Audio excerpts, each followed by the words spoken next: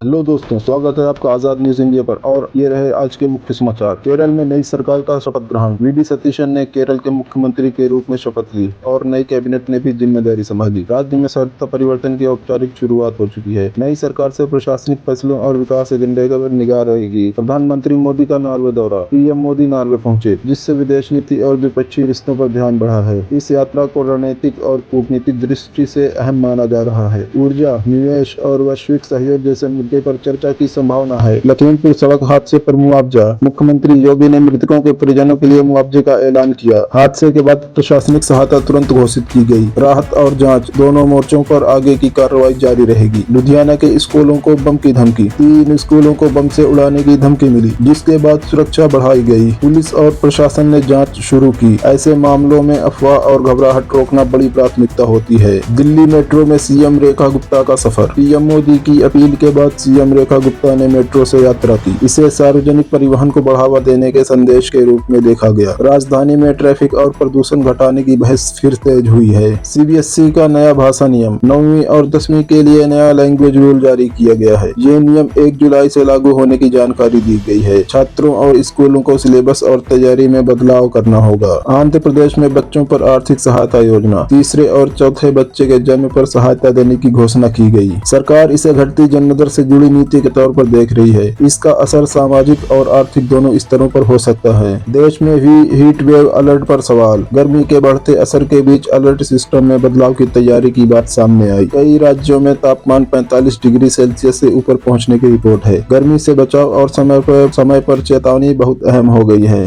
दिल्ली में एटीएफ पर वैट घटा। विमान ईंधन पर टैक्स 25% से घटकर 7% करने का फैसला बताया गया है। इससे एयरलाइंस की लागत पर राहत मिल सकती है। आगे इसका असर टिकट कीमतों पर भी दिख सकता है। दिल्ली में इलेक्ट्रिक 3 व्हीलर नीति। राजधानी में सिर्फ इलेक्ट्रिक 3 व्हीलर चलाने की योजना पर काम हो रहा है। यह ईवी नीति को मजबूत करने की दिशा में कदम है। इससे प्रदूषण और ईंधन निर्भरता कम हो सकती है। चांदी पर सख्ती। चांदी खरीद और आयात से जुड़े नियमों में बदलाव की खबर है। सरकार की नजर बाजार में पारदर्शिता पर है। ज्वेलरी और ट्रेडिंग सेक्टर पर असर पड़ सकता है। पेट्रोल डीजल कीमतों पर नजर। अलग अलग राज्यों में ईंधन की कीमतों में फर्क बना हुआ है। उपभोक्ताओं पर इसका सीधा असर पड़ता है। ट्रांसपोर्ट और महंगाई दोनों इससे प्रभावित होते हैं। असम में नए मुख्यमंत्री का शपथ ग्रहण संकेत। हेमंता के दूसरे कार्यकाल से जुड़ी शपथ और मंत्री गठन की खबरें चर्चा में हैं। दिल्ली नेतृत्व और एनडीए की भी मौजूद और स्पष्टीकरण महत्वपूर्ण होगा। बिहार डीसी ईसीई परीक्षा तारीखें। परीक्षा शेड्यूल जारी कर दिया गया है। एडमिट कार्ड उपलब्ध होने की भी जानकारी दी गई है। छात्रों के लिए अब तैयारी का अंतिम चरण है। भारत एआई समिट की मेजबानी किया। डीआरडीओ के नए सिस्टम की तैयारी। ड्रोन डिटेक्शन और इंटरडक्शन सिस्टम पार्ट 2 पर काम आगे बढ़ा। इसे सेना और वायु सेना में शामिल करने की तैयारी है। ये रक्षा तकनीक में भारत की क्षमता दिखाता है। तमिलनाडु में आक्रामक पौधे पर अभियान। एक विदेशी पौधे को हटाने के लिए बड़ा अभियान शुरू हुआ। पर्यावरण संरक्षण इसकी प्रमुख वजह है। ऐसे अभियान जैव विविधता बचाने में मदद करते हैं। भारत का मेगा टेक्सटाइल पार्क। भारत का मेगा टेक्सटाइल पार्क वारंगल में पहले पूर्णतः कार्यात्मक टेक्सटाइल पार्क का उद्घाटन हुआ। ये उद्योग और रोजगार के लिए अहम कदम है। इससे टेक्सटाइल सेक्टर को नई गति मिल सकती है।